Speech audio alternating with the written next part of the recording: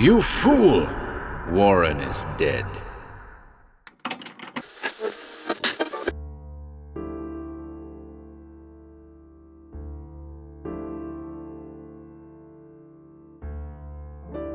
Welcome to HorrorBabble.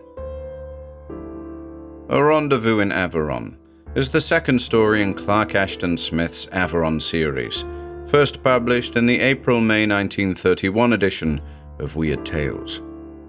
An unusual host was the Sieur du Malinbois, a strange story of the undead. I hope you enjoy this one.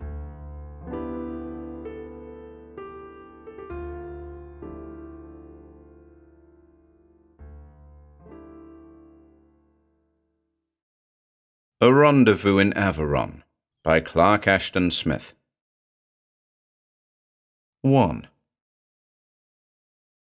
Gerard Delaton was meditating the rhymes of a new ballad in honor of Fleurette as he followed the leaf-arrased pathway toward Vionne through the woodland of Averoigne. Since he was on his way to meet Fleurette, who had promised to keep a rendezvous among the oaks and beeches like any peasant girl, Gerard himself made better progress than the ballad. His love was at that stage which, even for a professional troubadour, is more productive of distraction than inspiration, and he was recurrently absorbed in a meditation upon other than merely verbal felicities. The grass and trees had assumed the fresh enamel of a medieval May.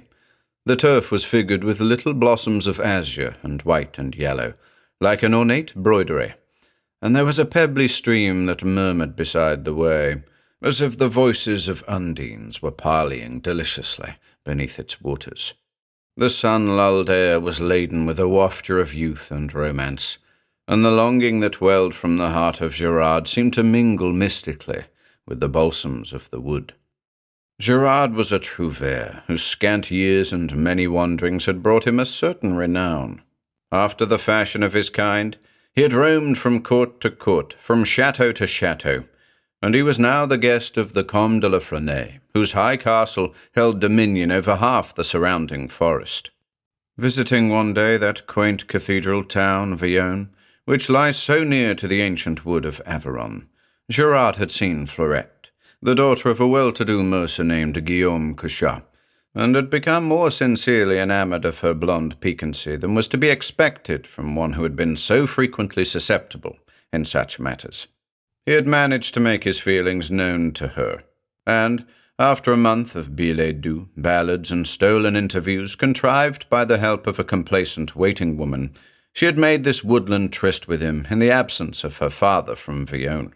Accompanied by her maid and a manservant, she was to leave the town early that afternoon and meet Gerard under a certain beech tree of enormous age and size. The servants would then withdraw discreetly, and the lovers, to all intents and purposes, would be alone. It was not likely that they would be seen or interrupted, for the gnarled and immemorial wood possessed an ill repute among the peasantry. Somewhere in this wood there was the ruinous and haunted Château de Forceflamme, and also there was a double tomb, within which the Sieur du Malinbois and his chatelaine, who were notorious for sorcery in their time, had lain unconsecrated for more than 200 years. Of these and their phantoms there were grisly tales, and there were stories of loups-garous and goblins, of fays and devils and vampires that infested Averoigne. But to these tales Gerard had given little heed, considering it improbable that such creatures would fare abroad in open daylight. The madcap Fleurette had professed herself unafraid also, but it had been necessary to promise the servants a substantial pourboire, since they shared fully the local superstitions. Gerard had wholly forgotten the legendary of Averoigne, as he hastened along the sun-flecked path. He was nearing the appointed beech tree, which a turn of the path would soon reveal, and his pulses quickened and became tremulous as he wondered if Fleurette had already reached the trysting place. He abandoned all effort to continue his ballad, which, in the 3 miles he had walked from La Frenay, had not progressed beyond the middle of a tentative first stanza. His thoughts were such as would befit an ardent and impatient lover. They were now interrupted by a shrill scream that rose to an unendurable pitch of fear and horror, issuing from the green stillness of the pines beside the way. Startled, he peered at the thick branches, and as the scream fell back to silence, he heard the sound of dull and hurrying footfalls, and a scuffling as of several bodies. Again, the scream arose. It was plainly the voice of a woman in some distressful peril. Loosening his dagger in its sheath, and clutching more firmly a long hornbeam staff which he had brought with him as a protection against the vipers which were said to lurk in Averoigne, he plunged without hesitation or premeditation among the low-hanging boughs from which the voice had seemed to emerge. In a small open space beyond the trees, he saw a woman who was struggling with 3 ruffians of exceptionally brutal and evil aspect. Even in the haste and vehemence of the moment, Gerard realized that he had never before seen such men or such a woman. The woman was clad in a gown of emerald green that matched her eyes. In her face was the pallor of dead things, together with a fairy beauty, and her lips were dyed as with the scarlet of newly flowing blood. The men were dark as Moors, and their eyes were red slits of flame beneath oblique brows with animal-like bristles. There was something very peculiar in the shape of their feet, but Gerard did not realize the exact nature of the peculiarity till long afterward. Then he remembered that all of them were seemingly club-footed, though they were able to move with surpassing agility. Somehow, he could never recall what sort of clothing they had worn. The woman turned a beseeching gaze upon Gerard as he sprang forth from amid the boughs. The men, however, did not seem to heed his coming, though one of them caught in a hairy clutch the hands which the woman sought to reach toward her rescuer. Lifting his staff, Gerard rushed upon the ruffians. He struck a tremendous blow at the head of the nearest one, a blow that should have leveled the fellow to earth, but the staff came down on unresisting air, and Gerard staggered and almost fell headlong in trying to recover his equilibrium. Dazed and uncomprehending, he saw that the knot of struggling figures had vanished utterly. At least, the 3 men had vanished, but from the middle branches of a tall pine beyond the open space, the death-white features of the woman smiled upon him for a moment with faint, inscrutable guile, ere they melted among the needles. Gerard understood now, and he shivered as he crossed himself. He had been deluded by phantoms or demons, doubtless for no good purpose. He had been the gull of a questionable enchantment. Plainly, there was something after all in the legends he had heard, in the ill renown of the forest of Averoigne. He retraced his way toward the path he had been following, but when he thought to reach again the spot from which he had heard that shrill, unearthly scream, he saw that there was no longer a path, nor, indeed, any feature of the forest which he could remember or recognize. The foliage about him no longer displayed a brilliant verdure. It was sad and funereal, and the trees themselves were either cypress-like or were already sere with autumn or decay. In lieu of the purling brook, there lay before him a tarn of waters that were dark and dull as clotting blood, and which gave back no reflection of the brown autumnal sedges that trailed therein like the hair of suicides, and the skeletons of rotting osiers that writhed above them. Now, beyond all question, Gerard knew that he was the victim of an evil enchantment. In answering that beguileful cry for succor, he had exposed himself to the spell, had been lured within the circle of its power. He could not know what forces of wizardry or demonry had willed to draw him thus, but he knew that his situation was fraught with supernatural menace. He gripped the hornbeam staff more tightly in his hand, and prayed to all the saints he could remember, as he peered about for some tangible bodily presence of ill. The scene was utterly desolate and lifeless, like a place where cadavers might keep their tryst with demons. Nothing stirred, not even a dead leaf, and there was no whisper of dry grass or foliage, no song of birds nor murmuring of bees, no sigh nor chuckle of water. The corpse-grey heavens above seemed never to have held a sun, and the chill, unchanging light was without source or destination, without beams or shadows. Gerard surveyed his environment with a cautious eye, and the more he looked, the less he liked it, for some new and disagreeable detail was manifest at every glance. There were moving lights in the wood that vanished if he eyed them intently. There were drowned faces in the tarn that came and went like livid bubbles before he could discern their features. And, peering across the lake, he wondered why he had not seen the many-turreted castle of hoary stone whose nearer walls were based in the dead waters. It was so grey and still and vasty that it seemed to have stood for incomputable ages between the stagnant tarn and the equally stagnant heavens. It was ancienter than the world. It was older than the light.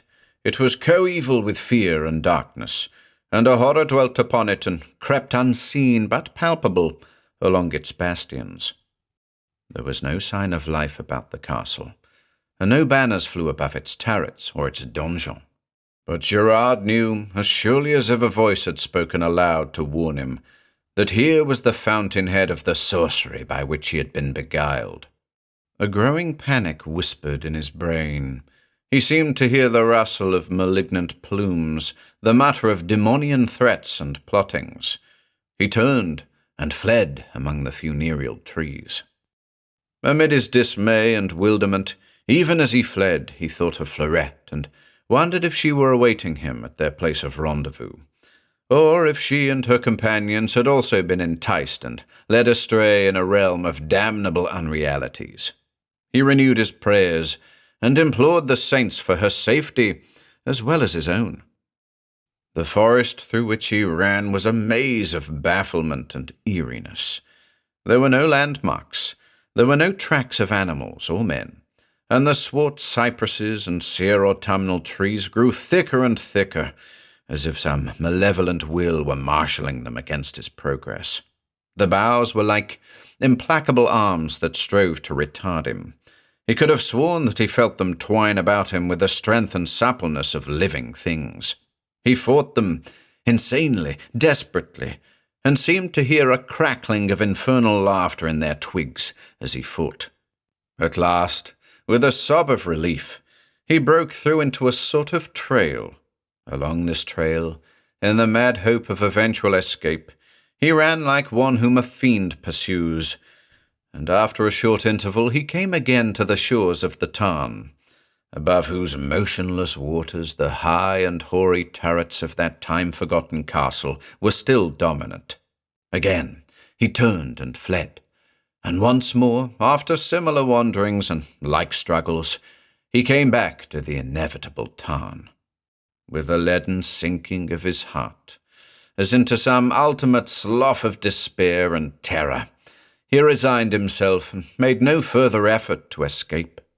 His very will was benumbed, was crushed down as by the incumbents of a superior volition that would no longer permit his puny recalcitrance. He was unable to resist when a strong and hateful compulsion drew his footsteps along the margent of the tarn toward the looming castle. When he came nearer, he saw that the edifice was surrounded by a moat whose waters were stagnant as those of the lake, and were mantled with the iridescent scum of corruption. The drawbridge was down, and the gates were open, as if to receive an expected guest, but still there was no sign of human occupancy, and the walls of the great grey building were silent as those of a sepulchre.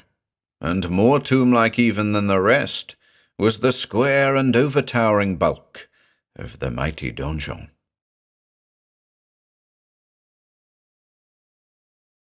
2.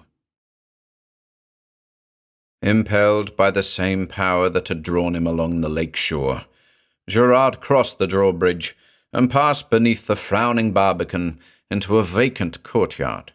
Barred windows looked blankly down, and at the opposite end of the court a door stood mysteriously open, revealing a dark hole. As he approached the doorway, he saw that a man was standing on the threshold, though a moment previous he could have sworn that it was untenanted by any visible form. Gerard had retained his hornbeam staff, and though his reason told him that such a weapon was futile against any supernatural foe, some obscure instinct prompted him to clasp it valiantly as he neared the waiting figure on the sill. The man was inordinately tall and cadaverous, and was dressed in black garments of a superannuate mode. His lips were strangely red, amid his bluish beard and the mortuary whiteness of his face. They were like the lips of the woman who, with her assailants, had disappeared in a manner so dubious when Gerard had approached them. His eyes were pale and luminous as marsh-lights, and Gerard shuddered at his gaze and at the cold, ironic smile of his scarlet lips that seemed to reserve a world of secrets all too dreadful and hideous to be disclosed.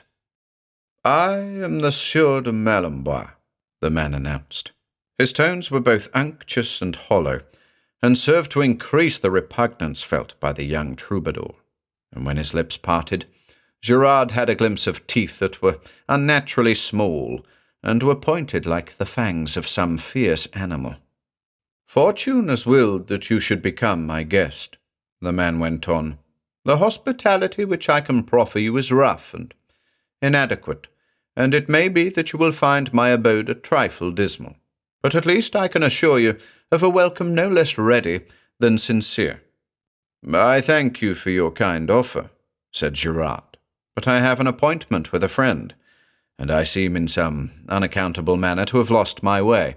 I should be profoundly grateful if you would direct me toward Villon.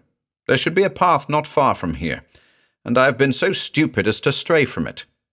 The words rang empty and hopeless in his own ears even as he uttered them, and the name that his strange host had given, the Sieur du Malinbois, was haunting his mind like the funereal accents of a knell, though he could not recall at that moment the macabre and spectral ideas which the name tended to evoke. "Unfortunately, there are no paths from my chateau to Villon," the stranger replied. "As for your rendezvous, it will be kept in another manner, at another place than the one appointed. I must therefore insist that you accept my hospitality. Enter, I pray, but leave your hornbeam staff at the door. You will have no need of it any longer." Gerard thought that he made a move of distaste and aversion with his overred lips as he spoke the last sentences, and that his eyes lingered on the staff with an obscure apprehensiveness. And the strange emphasis of his words and demeanour served to awaken other phantasmal and macabre thoughts in Gerard's brain, though he could not formulate them fully till afterward. And somehow he was prompted to retain the weapon, no matter how useless it might be against an enemy of spectral or diabolic nature. So he said, "I must crave your indulgence if I retain the staff. I have made a vow to carry it with me, in my right hand, or never beyond arm's reach, till I have slain 2 vipers."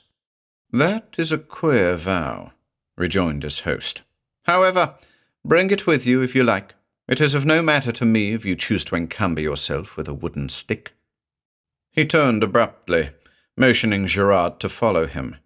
The troubadour obeyed unwillingly, with one rearward glance at the vacant heavens and the empty courtyard. He saw with no great surprise that a sudden and furtive darkness had closed in upon the chateau without moon or star, as if it had been merely waiting for him to enter before it descended. It was thick as the folds of a cerecloth. It was airless and stifling like the gloom of a sepulchre that has been sealed for ages, and Gerard was aware of a veritable oppression, a corporeal and psychic difficulty in breathing, as he crossed the threshold. He saw that cressets were now burning in the dim hall to which his host had admitted him, though he had not perceived the time and agency of their lighting. The illumination they afforded was singularly vague and indistinct, and the thronging shadows of the hall were unexplainably numerous, and moved with a mysterious disquiet, though the flames themselves were still as tapers that burn for the dead in a windless vault. At the end of the passage, the Sieur du Malinbois flung open a heavy door of dark and sombre wood. Beyond, in what was plainly the eating-room of the chateau, Several people were seated about a long table by the light of cressets no less dreary and dismal than those in the hall. In the strange, uncertain glow, their faces were touched with a gloomy dubiety, with a lurid distortion, and it seemed to Gerard that shadows hardly distinguishable from the figures were gathered around the board. But nevertheless, he recognized the assembled company at a glance, with an overpowering shock of astonishment. At one end of the board there sat the woman in emerald green who had vanished in so doubtful a fashion amid the pines, when Gerard answered her call for succor. At one side, looking very pale and forlorn and frightened, was Fleurette Cachin. At the lower end, reserved for retainers and inferiors, there sat the maid and the manservant who had accompanied Fleurette to her rendezvous with Gerard. The Sieur du Malinbois turned to the troubadour with a smile of sardonic amusement. "I believe you have already met everyone assembled," he observed, "but you have not yet been formally presented to my wife, Agatha, who is presiding over the board. Agatha, I bring to you Gerard Deleton, a young troubadour of much note and merit." The woman nodded slightly, without speaking, and pointed to a chair opposite Fleurette. Gerard seated himself, and the Sieur du Malinbois assumed according to feudal custom a place at the head of the table, beside his wife. Now, for the first time, Gerard noticed that there were servitors who came and went in the room, setting upon the table various wines and viands. The servitors were preternaturally swift and noiseless, and somehow it was very difficult to be sure of their precise features or their costumes. They seemed to walk in an adumbration of sinister, insoluble twilight, but the troubadour was disturbed by a feeling that they resembled the swart, demoniac ruffians who had disappeared together with the woman in green when he approached them. The meal that ensued was a weird and funereal affair. A sense of insuperable constraint, of smothering horror and hideous oppression, was upon Gerard, and though he wanted to ask Fleurette 100 questions and also demand an explanation of sundry matters from his host and hostess, he was totally unable to frame the words or to utter them. He could only look at Fleurette, and read in her eyes a duplication of his own helpless bewilderment and nightmare thraldom. Nothing was said by the Sieur du Malinbois and his lady, who were exchanging glances of a secret and baleful intelligence all through the meal, and Fleurette's maid and manservant were obviously paralyzed by terror, like birds beneath the hypnotic gaze of deadly serpents. The foods were rich and of strange savour, and the wines were fabulously old and seemed to retain in their topaz or violet depths the unextinguished fire of buried centuries. But Gerard and Fleurette could barely touch them, and they saw that the Sieur du Malinbois and his lady did not eat or drink at all. The gloom of the chamber deepened. The servitors became more furtive and spectral in their movements. The stifling air was laden with unformulable menace, was constrained by the spell of a black and lethal necromancy. Above the aromas of the rare foods, the bouquets of the antique wines, there crept forth the choking mustiness of hidden vaults and embalmed censorial corruption, together with the ghostly spice of a strange perfume that seemed to emanate from the person of the chatelaine. And now Gerard was remembering many tales from the legendary of Averoigne, which he had heard and disregarded, was recalling the story of a Sieur du Malinbois and his lady, the last of the name and the most evil, who had been buried somewhere in this forest hundreds of years ago, and whose tomb was shunned by the peasantry, since they were said to continue their sorceries, even in death. He wondered what influence had bedraggled his memory, that he had not recalled it wholly when he had first heard the name, and he was remembering other things and other stories, all of which confirmed his instinctive belief regarding the nature of the people into whose hands he had fallen. Also, he recalled a folklore superstition concerning the use to which a wooden stake can be put, and realized why the Sieur du Malinbois had shown a peculiar interest in the hornbeam staff. Gerard had laid the staff beside his chair when he sat down, and he was reassured to find that it had not vanished. Very quietly and unobtrusively, he placed his foot upon it. The uncanny meal came to an end, and the host and his chatelaine arose. "I shall now conduct you to your rooms," said the Sieur du Malinbois, including all of his guests in a dark, inscrutable glance. "Each of you can have a separate chamber if you so desire, or Fleurette Cachat and her maid Angelique can remain together, and the manservant Raoul can sleep in the same room with Monsieur Gerard." A preference for the latter procedure was voiced by Fleurette and the troubadour. The thought of uncompanioned solitude in that castle of timeless midnight and nameless mystery was abhorrent to an insupportable degree. The four were now led to their respective chambers on opposite sides of a hall whose length was but indeterminately revealed by the dismal lights. Fleurette and Gerard bade each other a dismayed and reluctant good night beneath the constraining eye of their host.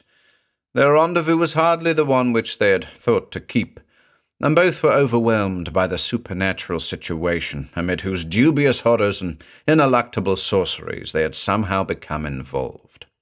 And no sooner had Gerard left Fleurette than he began to curse himself for a poltroon, because he had not refused to part from her side, and he marveled at the spell of drug-like involution that had bedroused all his faculties.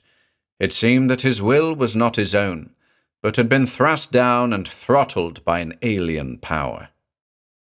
The room assigned to Gerard and Raoul was furnished with a couch, and a great bed whose curtains were of antique fashion and fabric. It was lighted with tapers that had a funereal suggestion in their form, and which burned dully in an air that was stagnant with the mustiness of dead years. "May you sleep soundly," said the Sieur du Malinbois. The smile that accompanied and followed the words was no less unpleasant than the oily and sepulchral tone in which they were uttered.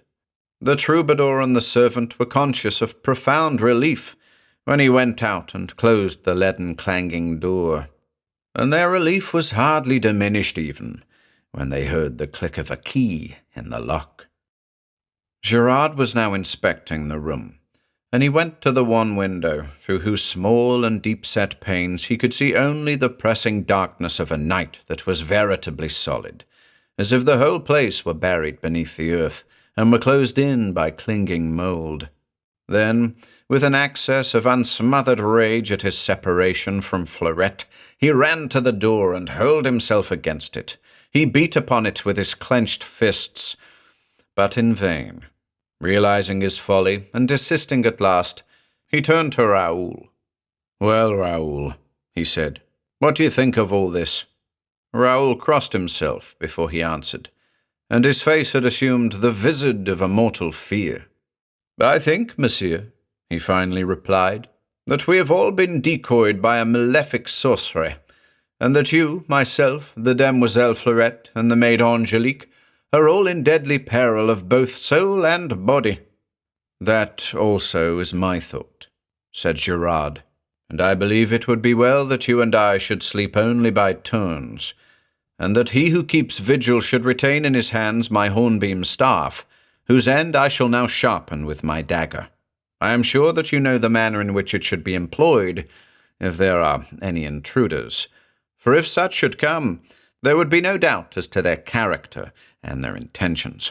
We are in a castle which has no legitimate existence, as the guests of people who have been dead or supposedly dead for more than 200 years, and such people, when they stir abroad, are prone to habits which I need not specify." "Yes, monsieur," Raoul shuddered, but he watched the sharpening of the staff with considerable interest. Gerard whittled the hard wood to a lance-like point, and hid the shavings carefully.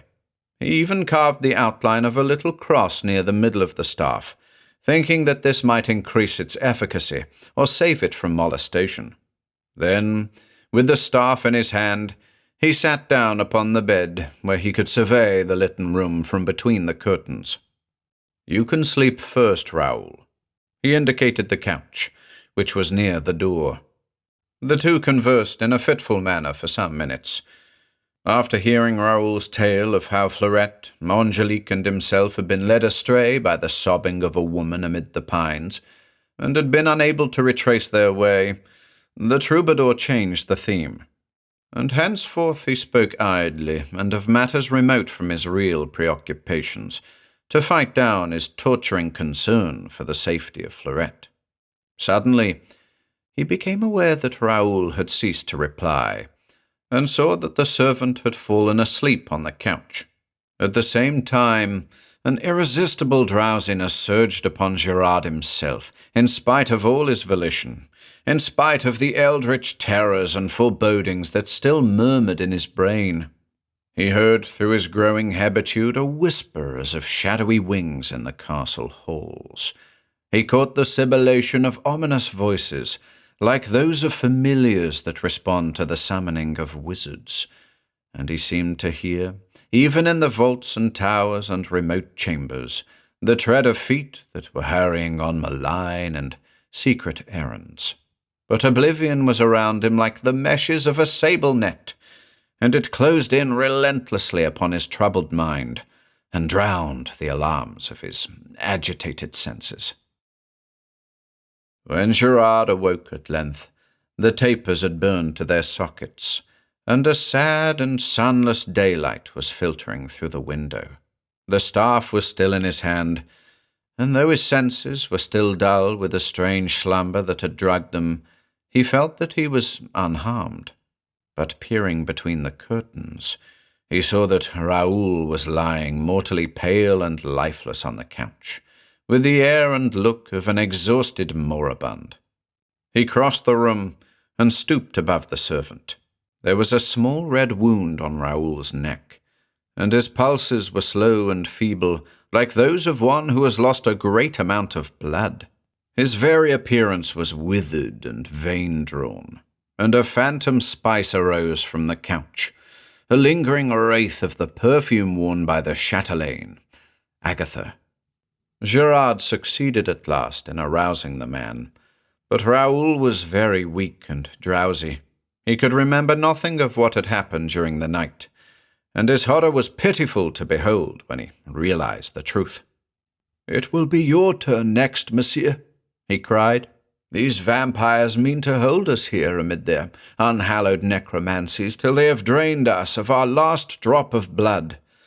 Their spells are like mandragora, or the sleepy syrups of Cathay, and no man can keep awake in their despite." Gerard was trying the door, and somewhat to his surprise, he found it unlocked. The departing vampire had been careless in the lethargy of her repletion. The castle was very still, and it seemed to Gerard that the animating spirit of evil was now quiescent, that the shadowy wings of horror and malignity, the feet that had sped on baleful errands, the summoning sorcerers, the responding familiars, were all lulled in a temporary slumber.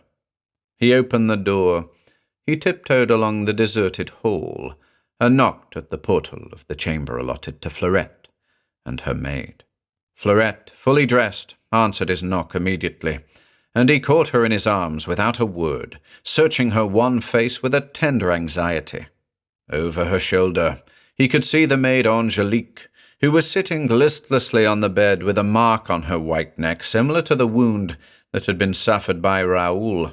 He knew, even before Fleurette began to speak, that the nocturnal experiences of the demoiselle and her maid had been identical with those of himself and the manservant.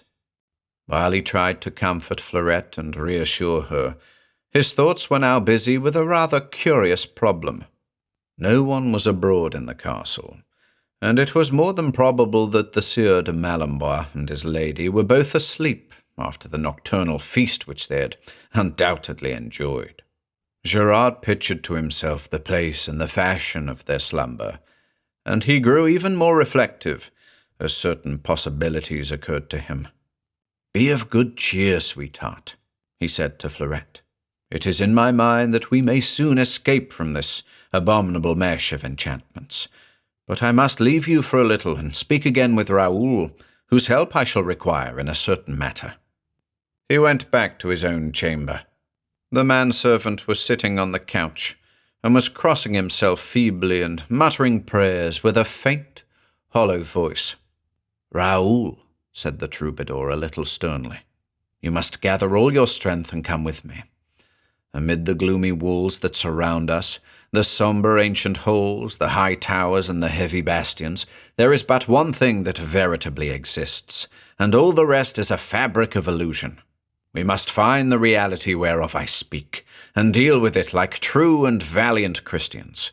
Come, we will now search the castle, ere the lord and chatelaine shall awaken from their vampire lethargy." He led the way along the devious corridors with a swiftness that betokened much forethought. He had reconstructed in his mind the hoary pile of battlements and turrets as he had seen them on the previous day, and he felt that the great donjon, being the centre and stronghold of the edifice, might well be the place which he sought. With a sharpened staff in his hand, with Raoul lagging bloodlessly at his heels, he passed the doors of many secret rooms, the many windows that gave on the blindness of an inner court, and came at last to the lower story of the donjon keep. It was a large, bare room, entirely built of stone, and illumined only by narrow slits high up in the wall that had been designed for the use of archers. The place was very dim, but Gerard could see the glimmering outlines of an object not ordinarily to be looked for in such a situation, that arose from the middle of the floor. It was a tomb of marble, and stepping nearer, he saw that it was strangely weather-worn, and was blotched by lichens of grey and yellow, such as flourish only within access of the sun. The slab that covered it was doubly broad and massive, and would require the full strength of 2 men to lift. Raoul was staring stupidly at the tomb. "What now, monsieur?" he queried. "You and I, Raoul, are about to intrude upon the bedchamber of our host and hostess." At his direction, Raoul seized one end of the slab, and he himself took the other. With a mighty effort that strained their bones and sinews to the cracking point, they sought to remove it, but the slab hardly stirred. At length, by grasping the same end in unison, they were able to tilt the slab, and it slid away and dropped to the floor with a thunderous crash. Within, there were 2 open coffins, one of which contained the Sieur du Malinbois, and the other his lady, Agatha. Both of them appeared to be slumbering peacefully as infants. A look of tranquil evil, of pacified malignity, was imprinted upon their features, and their lips were dyed with a fresher scarlet than before. Without hesitation or delay, Gerard plunged the lance-like end of his staff into the bosom of the Sieur du Malinbois. The body crumbled as if it were wrought of ashes kneaded and painted to a human semblance, and a slight odour as of age-old corruption arose to the nostrils of Gerard. Then the troubadour pierced in like manner the bosom of the chatelaine, and simultaneously with her dissolution, the walls and floor of the donjon seemed to dissolve like a sullen vapour. They rolled away on every side with a shock as of unheard thunder. With a sense of indescribable vertigo and confusion, Gerard and Raoul saw that the whole chateau had vanished like the towers and battlements of a bygone storm, that the dead lake and its rotting shores no longer offered their malefical illusions to the eye. They were standing in a forest glade, in the full, unshadowed light of the afternoon sun, and all that remained of the dismal castle was the lichen-mantled tomb that stood open beside them. Fleurette and her maid were a little distance away, and Gerard ran to the mercer's daughter and took her in his arms. She was dazed with wonderment, like one who emerges from the night-long labyrinth of an evil dream, and finds that all is well. "I think, sweetheart," said Gerard, "that our next rendezvous will not be interrupted by the Sieur du Malinbois and his chatelaine."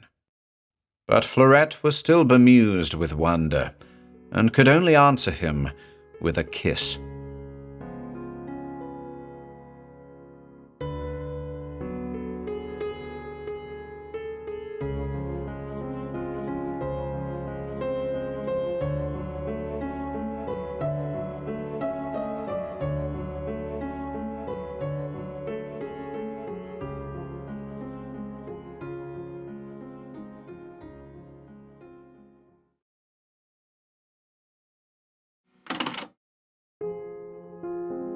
If you enjoyed listening today, be sure to subscribe to the channel by hitting the red subscribe button below. After doing so, click the bell icon next to the subscribe button to receive new content notifications. If you'd like to support our work and receive exclusive perks, consider becoming a channel member by clicking the join button below. To support us in other ways, see the video description for links to our Bandcamp and Patreon pages, our merch store over at Teespring, and further information relating to our releases on Audible, iTunes, and Spotify. And until next time,